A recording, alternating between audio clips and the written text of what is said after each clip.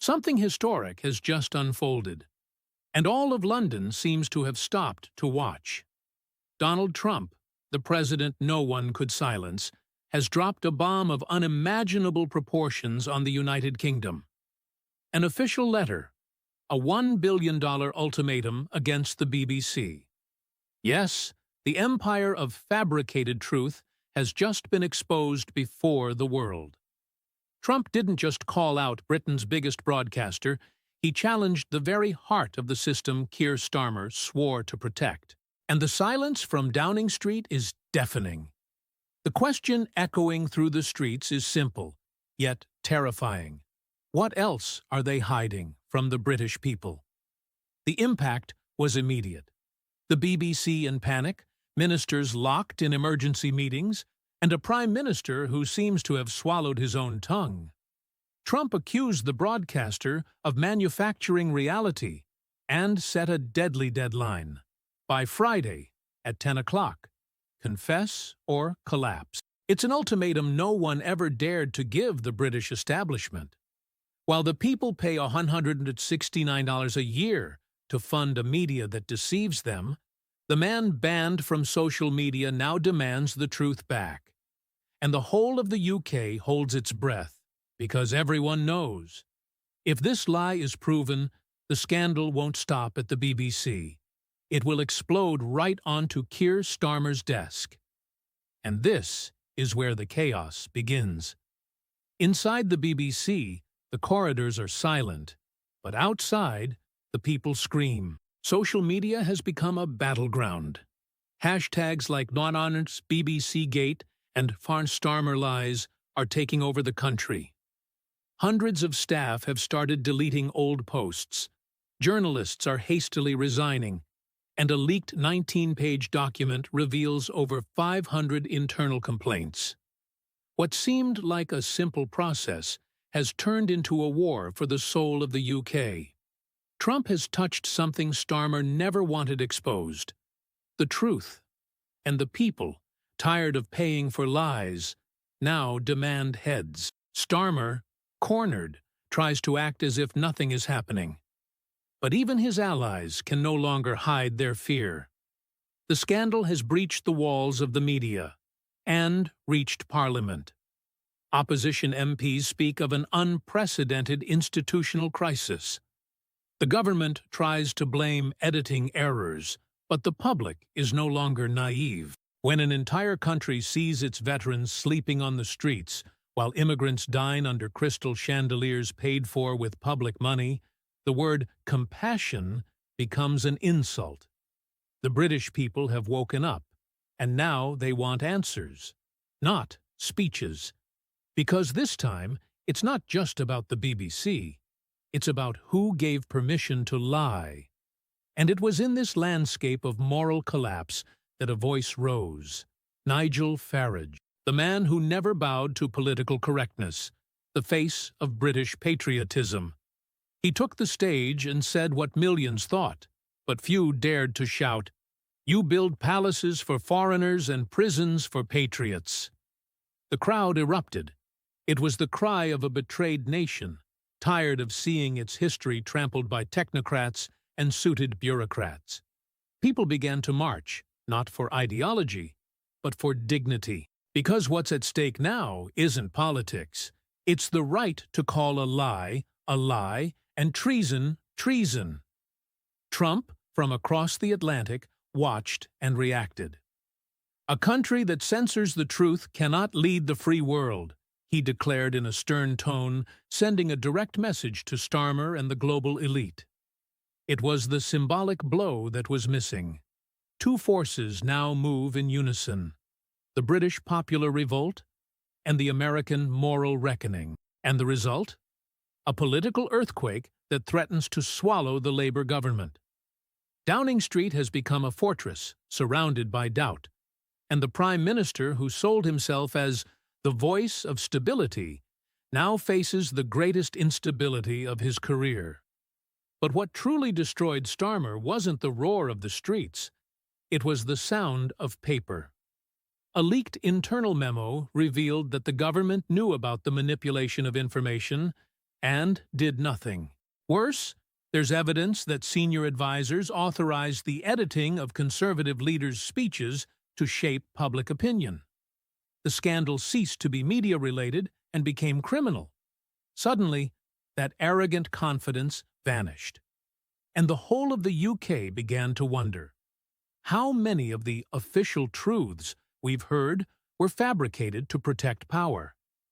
The house of cards started to crumble, and each leaked document is one less brick holding up Starmer. If you also believe the British people deserve the truth, not the lies Starmer and the BBC forced down their throats, then show you're part of this resistance. Leave a like now, subscribe to the channel, and hit the bell, because every new subscriber is another voice against the system that wants to silence us.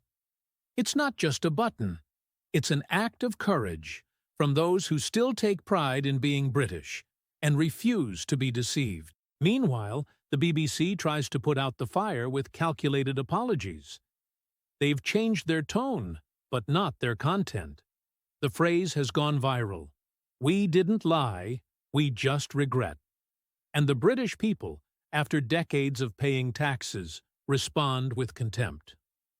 Donations fall, trust plummets, companies cancel advertising contracts, and even schools block pending verification reports. The colossus that claimed to be the voice of truth now kneels before the people's court. And, for the first time in a century, the state broadcaster tastes the bitter flavor of discredit. A flavor the people know well, because it's the same one they've felt every time they were betrayed by those who claimed to represent them. The chaos is now uncontrollable. The government tries to cover its tracks, but the evidence appears faster than they can erase it. The people no longer forget. Every Briton who pressed the remote control button, believing the news, now feels deceived. And when trust disappears, no government survives. Anger spreads through London, Manchester, Liverpool. Hundreds of thousands march towards Parliament with flags waving and signs reading, "Traitor in number 10." The roar echoes through the streets of Westminster. Not just anger, but the beginning of a moral revolt. And at its center, Keir Starmer's name shines as a symbol of everything the people are tired of enduring. And, tell me something, where are you watching this from? I want to know how far this chain of truth is reaching. Write in the comments the name of your city, your country, or even the neighborhood you're in now. Let's show that in every corner of the UK and the world, there are still patriots willing to defend truth and freedom. Amid the smoke of the protests, a new feeling begins to emerge, the belief that the people can win. A war veteran, wrapped in the British flag, is interviewed and sums it all up with a chilling phrase. "I didn't fight at Dunkirk to see my country censored by cowards." This phrase goes viral and reignites something the globalists never understood: national pride. From north to south, the people begin to remember why their ancestors died on battlefields. Not for money, for truth, for freedom. And when that memory awakens, no propaganda can silence the sound of a nation that has woken up.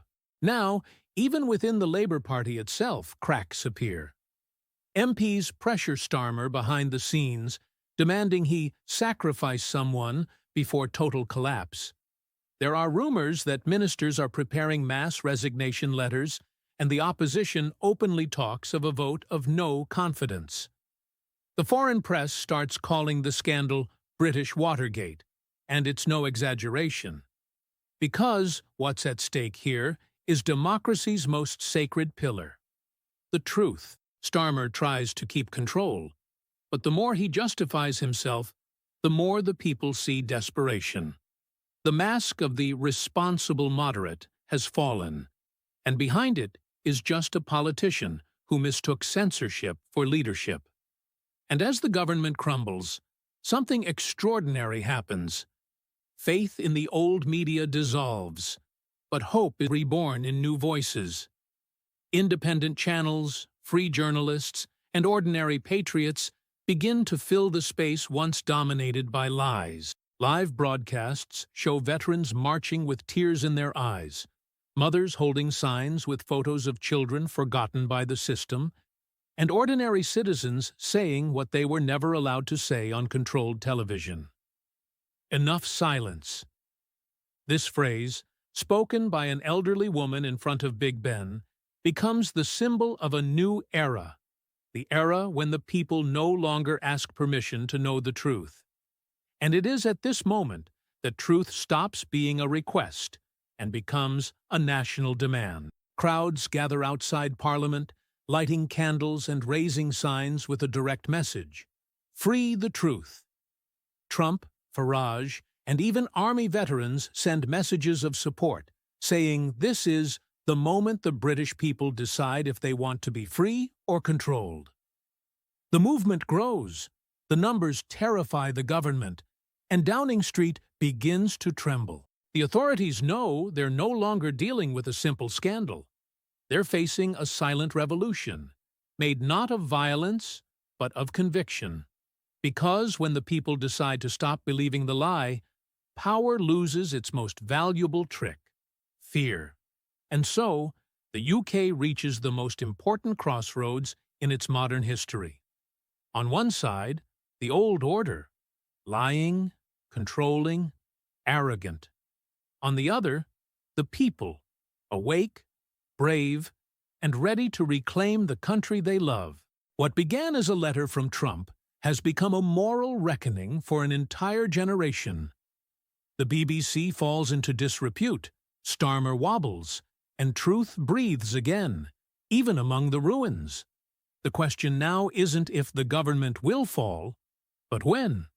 And when it does, it will be remembered as the day the British people rose again, not with weapons, but with their voice. Because the true strength of a nation isn't in the palaces of Westminster, but in the soul of those who still have the courage to say, enough lies. It's time for truth.